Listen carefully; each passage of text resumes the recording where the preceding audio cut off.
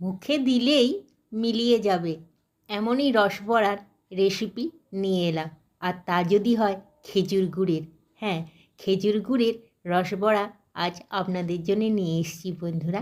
তাহলে শুরু করি। এখানে আমি বড় 2 কাপ বিউলির ডাল আগে থেকেই ধুয়ে ভিজিয়ে রেখেছি। এরপরে ডালটা একটু জল ঝরিয়ে নেব। তারপরে মিক্সারে এটা পেস্ট করে নেব। তখন অল্পই জল দেবো, খুব সামান্য একটু জল দিয়ে পেস্ট করে নেব।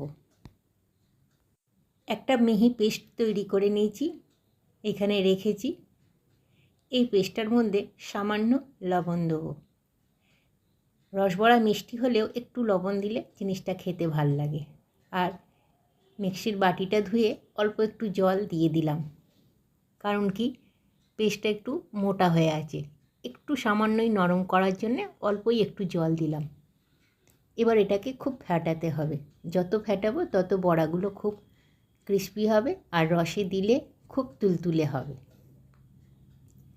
এখানে একটা বড় এলাচ নিয়ে নিয়েছি, খোলাটা ফেলে দেবো।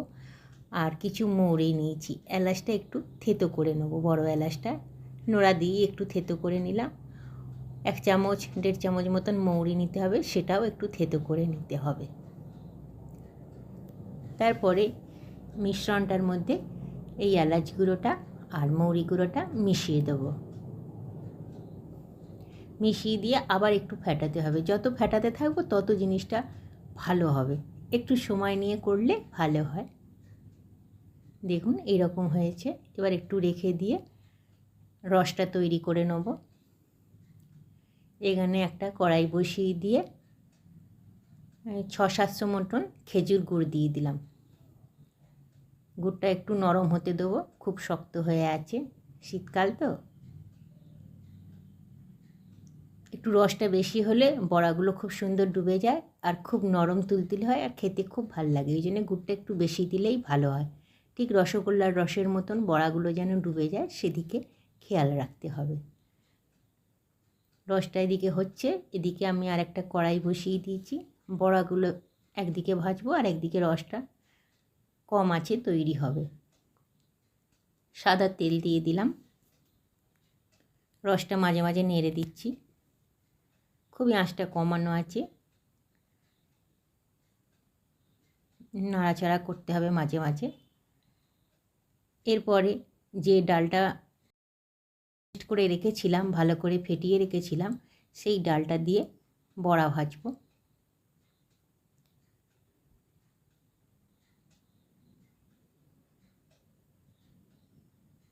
তেলটা প্রথমে বাড়িয়ে দিয়েছিলাম, তারপরে এখন কমিয়ে দিয়ে একটা একটা করে বড়া দিয়ে দিচ্ছি।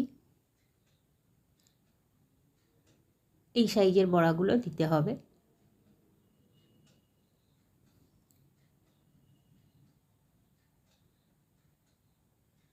মোটামুটি এতগুলো বড়া দিয়েছি। এবার এক পিঠ ভাজা হলে অপর পিঠটা ভাজবো। তেলটা একটু ওপরটাই দিয়ে নিচ্ছি, যাতে ওপরটাও একটু ভাজা হয় এবং উল্টাতে গেলে যাতে ঠিকভাবে উল্টাতে পারি। একটা একটা করে উল্টাবো। এক পিঠ হালকা ভাজা হলে এইভাবে আস্তে আস্তে করে উল্টাতে হবে।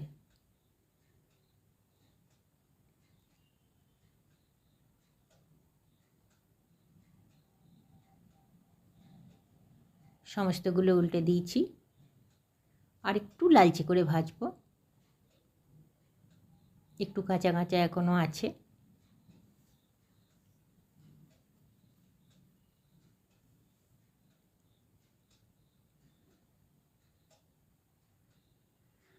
আর এক পিঠ ভাজা হলে এরপরে নাড়াচাড়া করতে থাকবো, আর অসুবিধে নেই। 2 পিঠই ভাজা হয়ে গেছে। একটু নাড়াচাড়া করে আর একটু লাল হওয়া অবধি ভাজতে থাকবো। দেখুন হয়ে এসছে, এবার তুলে ফেলবো। তুলে ফেলেছি। বাকি তেলটায় আস্তে আস্তে বাকি বড়াগুলো ভেজে নেব। সমস্তগুলো এইভাবে আস্তে আস্তে ভেজে নেব। এরপরে যেগুলো ভেজে রেখেছি দেখাচ্ছি, দেখুন কি নরম তুলতুলে হয়েছে। ভীষণ ফেটিয়েছি বলে এতটা নরম তুলতুলে হয়েছে। ফ্যাটানোটা ভালো হলেই এত নরম হয়, তাহলে ভেতরে রসটা খুব সুন্দর ঢোকে। গুড়ের মধ্যে ফেলে দিলাম রসটা। এখন গুড়টা আমি নিভিয়ে দিয়েছি আঁচটা। গুড়ের রসটা হয়ে গেলে আঁচটা নিভিয়ে দিতে হবে গ্যাসটা, তারপরে বড়াগুলো দিতে হবে। বড়াগুলো দিয়ে ভালো করে ঘুরিয়ে ঘুরিয়ে দিচ্ছি। এগুলোও ভাজা হয়ে গেছে।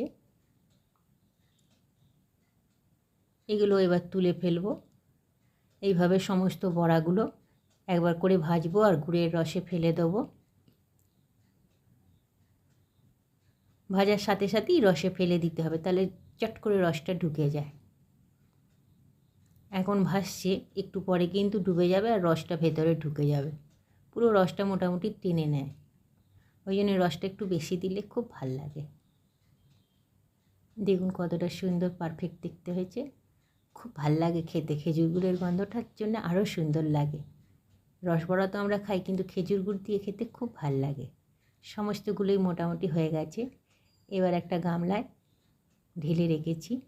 দেখুন রসটা পুরো ওপরে আর নিচে গুড়টা আছে, রসটা একদম ঢুকে গেছে। খুব খুব সুন্দর খেতে হয়। প্লিজ একবার ট্রাই করবেন বন্ধুরা, আর যদি ভাল লাগে প্লিজ পাশে থাকবেন। নমস্কার।